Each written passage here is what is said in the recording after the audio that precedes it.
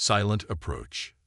The stars seemed to shimmer with an eerie, almost mocking light as Captain Maya Chen stared out from the observation deck of the UNSV Defiance.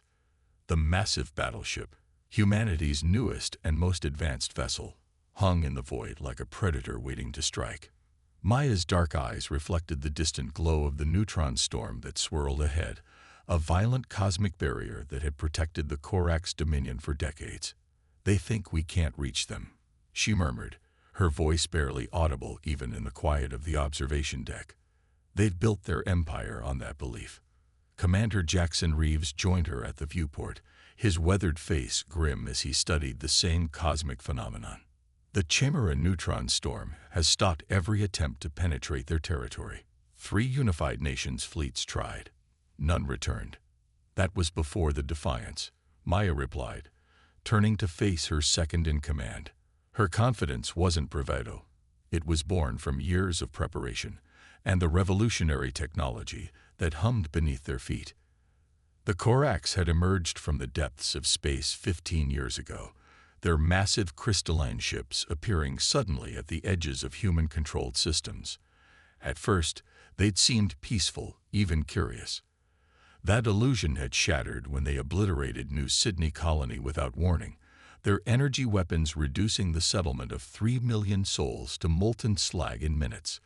Since then, humanity had been fighting a desperate defensive war against an enemy that could strike at will from behind their impenetrable neutron storm, a roiling mass of charged particles and radiation that destroyed any ship attempting passage.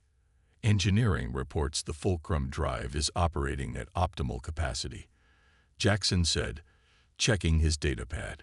"Dr. Chandra wants you to know that she's still not convinced this will work." Maya's lips quirked into a half-smile. "Anita's job is to worry. Mine is to act. The simulations were successful. Simulations aren't reality, Captain. Neither is invincibility," she countered, tapping a control panel that brought up a tactical display of Corax territory. "The Dominion has grown arrogant. They believe their barrier makes them untouchable, so they've positioned minimal defenses at these coordinates." The display zoomed in on a section of the storm where the energy pattern swirled in a distinctive pattern. 30 minutes ago, our deep space sensors detected a fluctuation in the storm, a temporary weakening that occurs every 47 days. The Corax either don't know about it or believe it's still too dangerous to navigate. They're right, under normal circumstances. Jackson studied the display, his expression skeptical. "Even with the fluctuation, the radiation levels are lethal." "For a conventional ship, yes." Maya gestured toward the deck beneath them. "But the Defiance isn't conventional. The fulcrum drive doesn't just propel us through space. It creates a quantum field that can partially phase our matter out of normal space-time, making us partially immune to the effects of the storm," Jackson finished. "In theory." "It's more than theory now, Commander. It's our only option." Maya's voice hardened. 2 days ago, the Corax destroyed Titan Outpost. 15,000 people, including 3,000 children. Intelligence suggests they're preparing for a major push into the Sol system. The weight of those lives hung heavy in the air between them. Earth's defenses were formidable, but had never been tested against a full Corax assault. If the aliens reached humanity's homeworld, the casualties would be catastrophic. "The Unified Nations Security Council has authorized this mission as our last, best hope," Maya continued. "We slip through the storm during the fluctuation, strike at their main shipyard, and withdraw before they can mount a coordinated response." Jackson nodded slowly. "A surgical strike to cripple their offensive capability and show them that humanity isn't as helpless as they believe," Maya added, her eyes gleaming with determination. "Prepare the crew for transition to battle stations. We enter the storm in 40 minutes. As Jackson departed to carry out her orders, Maya remained at the viewport, watching the churning energies of the neutron barrier. The Defiance represented 5 years of humanity's most advanced research, combining technologies that had been theoretical just a decade ago. The ship's hull incorporated metamaterials that could absorb and redirect energy. Its weapon systems utilized principles of quantum entanglement to bypass conventional shields. But the heart of the vessel was the fulcrum drive, the creation of Dr. Anita Chandra, a brilliant physicist who had sacrificed her health to its development. The drive allowed the Defiance to exist partially in and partially out of normal space, a state that might just allow them to survive where all others had failed. Maya left the observation deck and made her way to the bridge, nodding to crew members as she passed. Each face showed a mixture of determination and apprehension. They all knew the stakes. They all understood this might be a one-way journey. The bridge hummed with activity as Maya took her command chair. Holographic displays provided a 360-degree view of space around them, while status indicators monitored every system on the massive vessel. "Captain on the bridge," announced Lieutenant Carla Rodriguez, the ship's tactical officer. "Status report," Maya ordered, settling into the chair that had become her second home during the months of preparation. "All systems optimal," reported Chief Engineer Wei Chen, no relation to the captain despite sharing her surname. "Fulcrum drive is running at 97% efficiency, better than our target. Quantum shields are active and stable. Weapons systems primed and ready," added Rodriguez. "QEM cannons charge, temporal torpedoes loaded in all tubes. Communications blackout protocols in effect," said Communications Officer Emeka Okafor. "We're running silent as ordered." Maya nodded, satisfied. "Navigation. Plot our approach vector through the storm. Use the sensor data from the probe we sent last week. Find us the path of least resistance." "Already done, Captain," responded Lieutenant Sophia Park from the navigation station. "I've identified what appears to be a current within the storm, a flow of particles that might provide a slightly safer passage if we ride it correctly." "Good work, Lieutenant. Send the coordinates to my station." Maya studied the proposed route, impressed by Park's analysis. The young officer had an almost intuitive understanding of space phenomena that had proven invaluable during their mission planning. "Dr. Chandra to the bridge," Maya called into the ship-wide communication system. Minutes later, the ship's chief scientist arrived. Anita Chandra moved with a slight limp, a permanent reminder of the accident that had occurred during the Fulcrum drive's early testing. Despite being in her 50s, her mind remained razor-sharp and her dedication to the project unwavering. "You've seen our approach vector?" Maya asked without preamble. Anita nodded, her expression grave. "It's as good as we're going to get. But Captain, I need to emphasize that even with the Fulcrum drive, we're pushing the boundaries of what's physically possible. The neutrons in that storm will interact with our matter, drive or no drive." "What are you saying, Doctor?" "I'm saying the ship will take damage. Systems will fail. And the human body can only withstand so much quantum fluctuation before cellular integrity begins to break down." Maya absorbed this information silently. "Your recommendation?" "Maximum speed. Don't linger.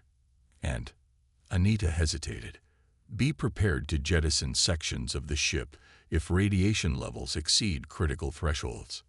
A somber mood settled over the bridge as the implications sank in.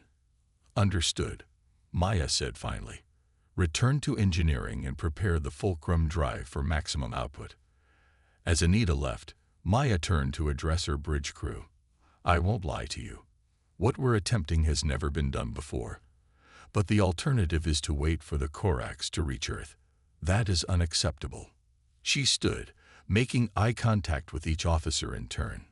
The Corax believe they're untouchable behind their neutron barrier. They'd grown complacent, convinced of their superiority. Today, we prove them wrong. Today, we show them that humanity cannot be contained, cannot be intimidated, and will not go quietly into extinction. A chorus of determined "Yes, Captain" echoed across the bridge. "Battle stations," Maya ordered, settling back into her command chair. "Helm, take us in." The massive engines of the Defiance surged to life, propelling the battleship toward the swirling maelstrom of the Chimera neutron storm.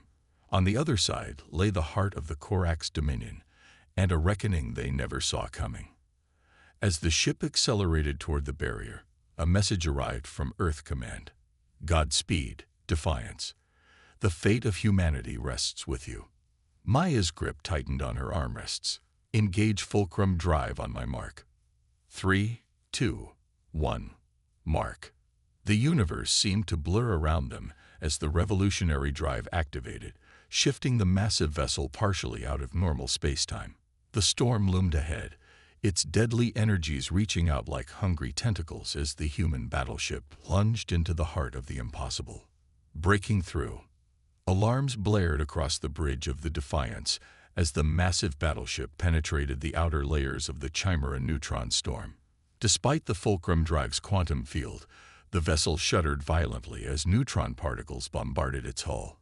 Fulcrum field holding at 82%, reported Chief Engineer Wei, his voice steady despite the chaos erupting around him. Hull integrity at 91% and declining slowly. Space. Captain, Sophia called, her voice rising with excitement. I'm detecting a significant drop in neutron density ahead. We're approaching the inner boundary of the storm. On the view screen, the chaotic swirl of energies began to thin, occasional gaps appearing to reveal the star-filled void beyond. After nearly an hour of hellish transit through the deadly barrier, they were about to achieve what no human vessel had done before: penetrate the heart of Korax territory. Fulcrum drive at critical levels, Anita warned through the comm. Containment systems failing. We need to deactivate it before we have a catastrophic breach. Stand by, Doctor, Maya ordered. Wait for my command. The ship shuddered as they reached the final barrier of the storm. For a moment, it seemed as though the neutron energies were reaching out to pull them back, unwilling to let their prey escape. Then, with a final violent lurch, the Defiance broke free into clear space. Fulcrum drive offline. Maya commanded immediately.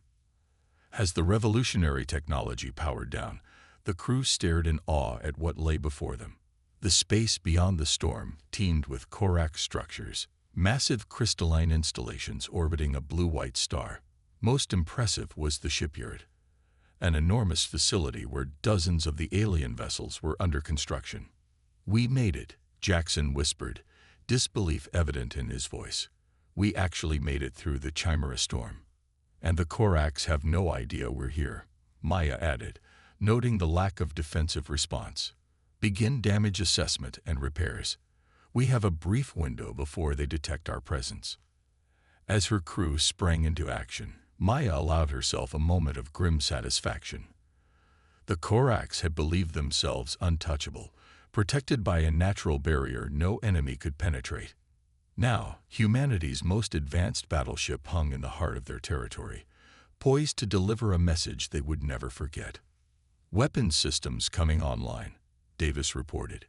QEM cannons charging. Maya nodded, her expression resolute. Target the shipyard's main power core. It's time to introduce ourselves to the Korax Dominion. Turning the tide. Unidentified vessel detected near Orbital Facility 7, announced the Korax sensor technician, his crystalline appendages twitching with confusion. Composition unknown. Vox Commander Zerix, supreme military leader of the Korax Dominion, glided across the command center of the Ascendancy, the massive orbital headquarters that coordinated all Korax military operations. His translucent exoskeleton caught the light from the nearby star, refracting it into prismatic patterns across the chamber. Impossible, Zerix declared, his voice a harmonious resonance that vibrated through the crystalline environment. No vessel can penetrate the neutron barrier. Check your sensors again.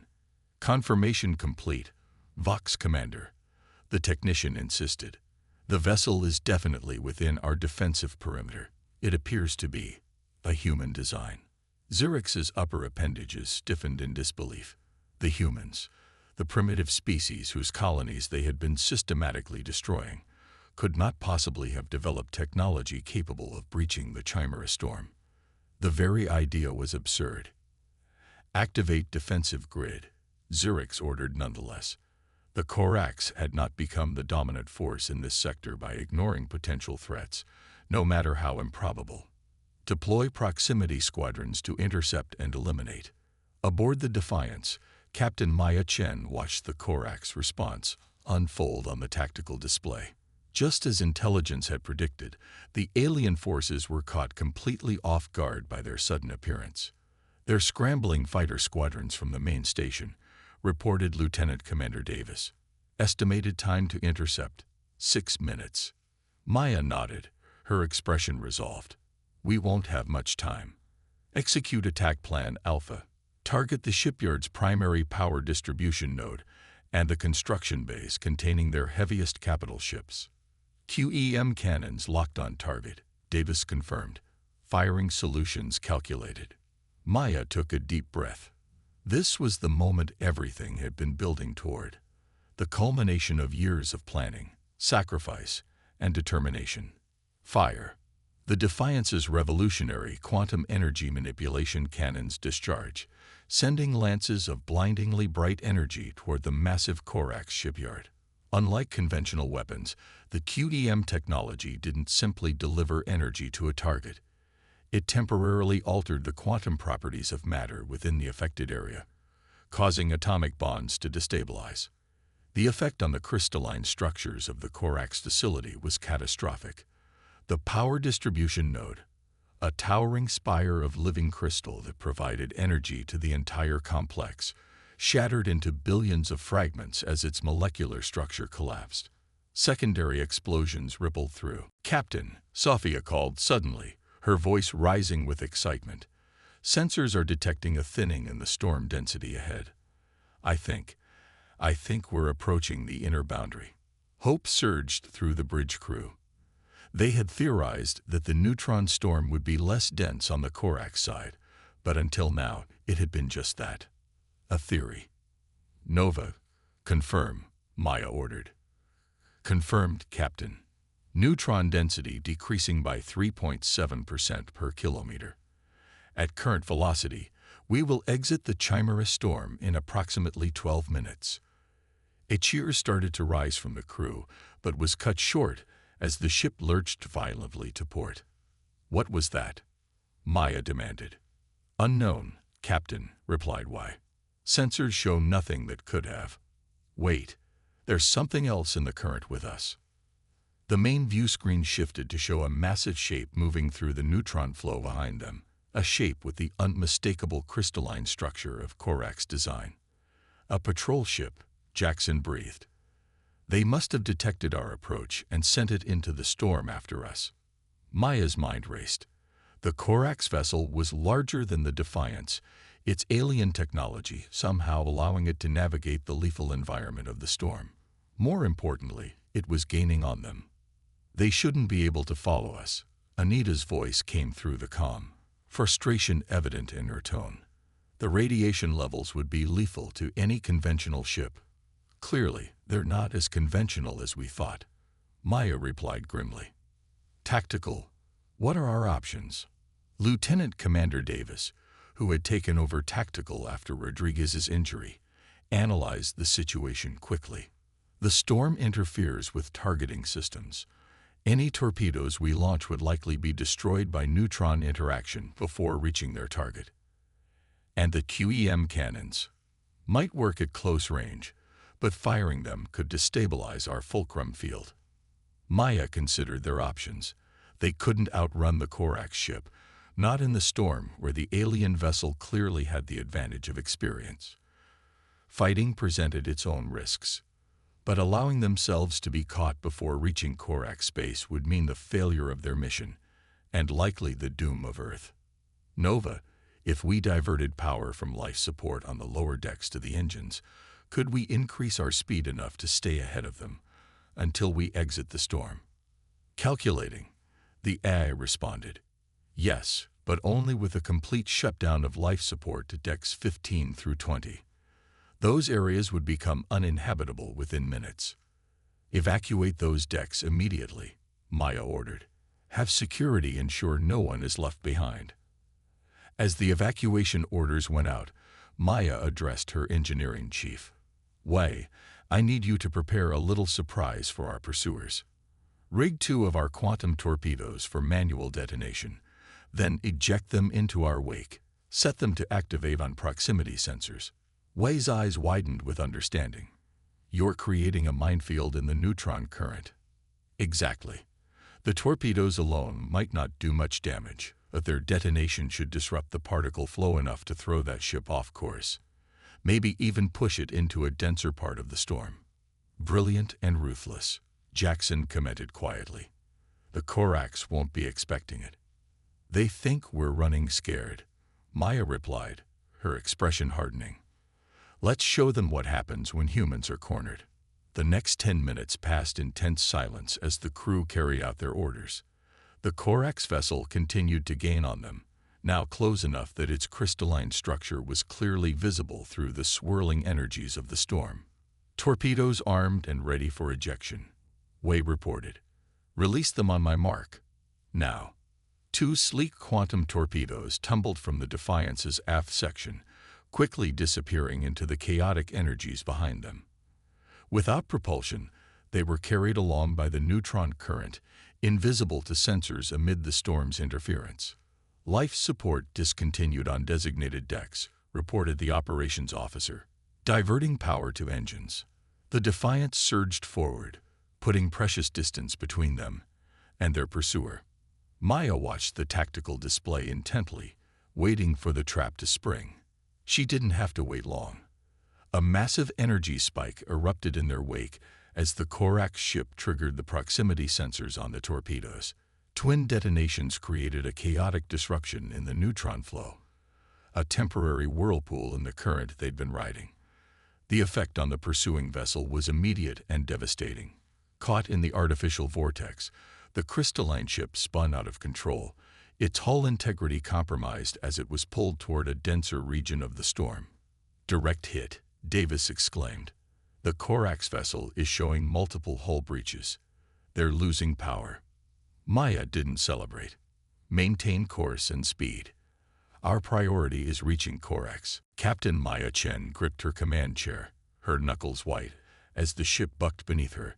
The view screen showed a hellish landscape of swirling energy, blues and purples, and angry reds twisting together in patterns that seemed almost alive. Follow the current, Lieutenant Park, Maya ordered, her eyes fixed on the navigational display. Stay within the flow we identified. Trying, Captain, Sophia Park replied, her fingers dancing across the holographic controls. The current is unstable, shifting faster than our projections indicated. Maya had expected challenges, but the reality of the storm exceeded even their worst-case scenarios. The neutron density was higher than their probes had detected, and the energy patterns more chaotic. Radiation levels rising on decks 7 through 12, announced the ship's its voice eerily calm. Medical teams dispatched. Commander Jackson appeared at Maya's side, his face illuminated by the crimson glow of emergency lighting. Captain, we need to consider withdrawing. If the fulcrum field drops below 75%, we won't have enough protection to survive the radiation. Maya shook her head firmly. We're committed, Commander. There's no turning back now. The storm would tear us apart if we tried to reverse course. As if to emphasize her point, a massive energy surge struck the port side of the Defiance, sending a cascade of sparks erupting from a nearby console. Lieutenant Rodriguez was thrown from her station, landing heavily on the deck. Medical to the bridge, Jackson called, rushing to help the fallen officer. Maya remained focused on the tactical situation. Reroute tactical controls to my station, she ordered. Engineering, I need more power to the fulcrum drive. We're at maximum safe levels, Wei responded, his voice strained. Pushing harder risks a catastrophic overload. I'm not asking for safe, Chief, Maya shot back. I'm asking for necessary. A moment of silence followed before Wei replied. Understood, Captain. Diverting emergency reserves to the drive. Fulcrum field strengthening to 87%, 90%.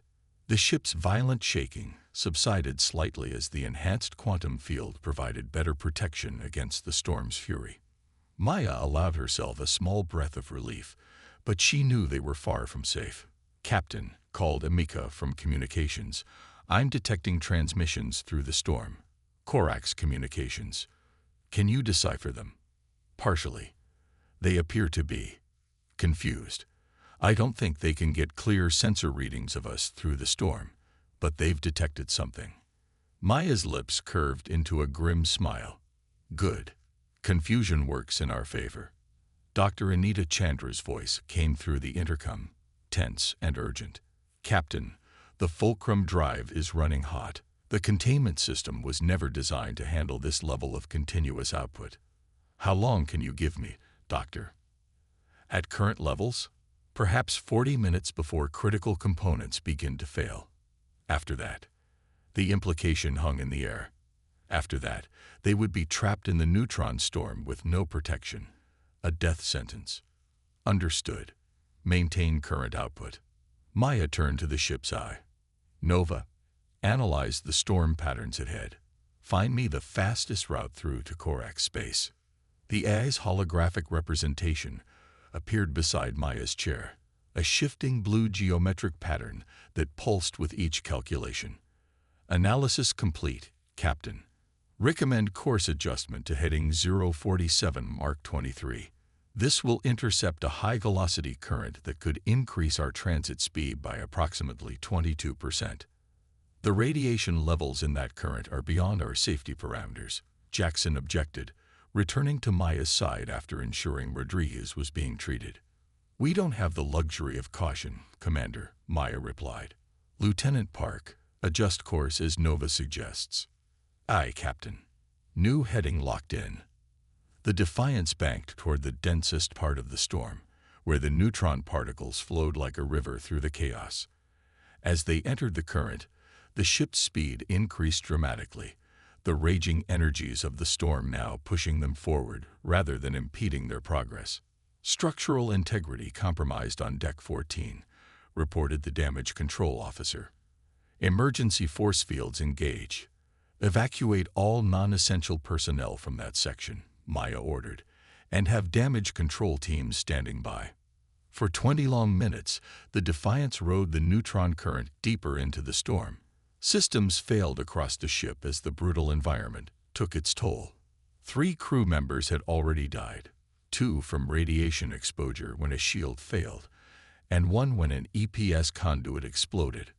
Maya felt each loss like a physical blow, but she couldn't allow herself to dwell on them. The mission had always carried a high cost, and every person aboard had volunteered knowing the risks. The shipyard as power surges overwhelmed control systems. Direct hit, Davis exclaimed. Power node destroyed. Construction bays 3 through 7 critically damaged.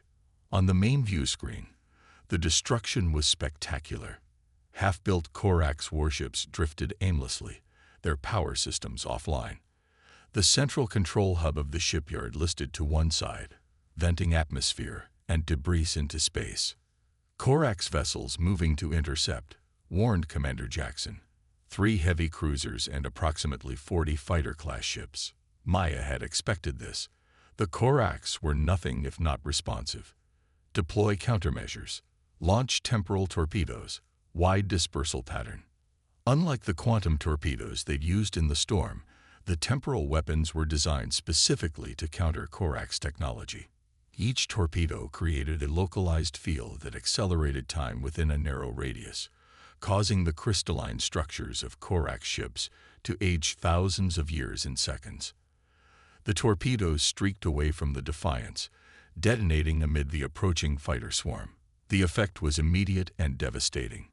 Nearly half the smaller vessels suddenly became brittle and fragmented, their living crystal components unable to withstand the artificial aging process. Fighter screen disrupted, Davis reported, but the cruisers are adapting. They're generating some kind of temporal dampening field. Maya wasn't surprised. Intelligence had warned that the Corax would likely have countermeasures for some of their weapons. Bring us about. Heading 120 Mark 47. Prepare for evasive maneuvers. The massive human battleship pivoted with unexpected agility, its maneuvering thrusters firing precisely. The movement caught the approaching Corax cruisers off guard. Their tactical doctrine had never encountered a vessel of the Defiance's size that could change direction so rapidly. "They're targeting our propulsion systems," Jackson warned as the lead Corax cruiser fired its primary weapons, lances of coherent crystal energy that could slice through conventional hulls with ease. "Engage quantum shields," Maya ordered. The Defiance's defensive system activated just in time, creating a field that existed partially out of phase with normal space. The Corax energy beams passed through where the ship appeared to be, but largely missed the actual matter of the vessel, which was slightly displaced in quantum terms. "Minimal damage to aft sections," reported Wei from engineering. "Shield efficacy at 78% against their weapons." Maya allowed herself a tight smile. Human scientists had studied salvaged Corax technology for years, developing countermeasures based on theoretical models. It was vindicating to see those theories proven effective in actual combat. "Target the lead cruiser with concentrated QEM fire," she ordered. "All batteries." The Defiance's main weapons discharged again, focusing their reality-altering energy on the approaching Corax vessel. The alien ship's forward section began to destabilize, its crystalline structure turning cloudy before crumbling into dust. "Commander," called Emika from communications, "we're being hailed. The Corax are actually trying to communicate with us." Maya raised an eyebrow in surprise. The Corax had never attempted to communicate with humans before, treating them as little more than pests to be exterminated. "Put it through." The main view screen shifted to show the command center of what appeared to be the Corax headquarters. At the center stood a tall, crystalline being whose complex structure marked it as a high-ranking officer. "Human vessel," the alien commander's translated voice resonated through the bridge. "This is Vox Commander Zerix of the Corax Dominion. You will cease your attack immediately or face complete annihilation." Maya stood from her command chair, facing the alien with steady resolve. "This is Captain Maya Chen of the United Nations Space Vessel Defiance. Your forces have attacked our colonies without provocation, murdered millions of our people, and threatened our homeworld. We are here to demonstrate that humanity will not be exterminated without a fight." The Corax commander's crystalline appendages shifted in what might have been agitation. "Your presence here is unexpected. The neutron barrier should have been impenetrable to your technology. You've underestimated humanity, Commander Zerix," Maya replied evenly. "A common mistake among those who consider themselves superior." As they spoke, Maya noted that the remaining Corax vessels were moving to surround the Defiance.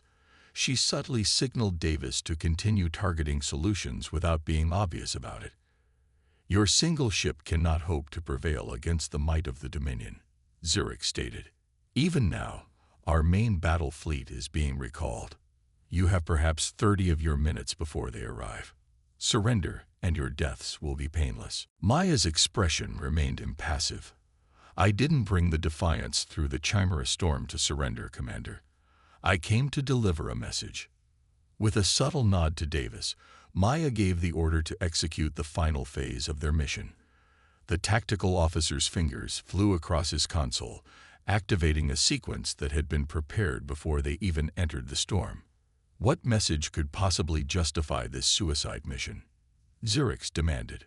"That humanity is not alone, and we are not defenseless," Maya answered. "Right now, 12 more ships like the Defiance are entering your territory through different sections of the neutron storm, each targeting a critical Corax installation." It was a bluff. There were no other ships.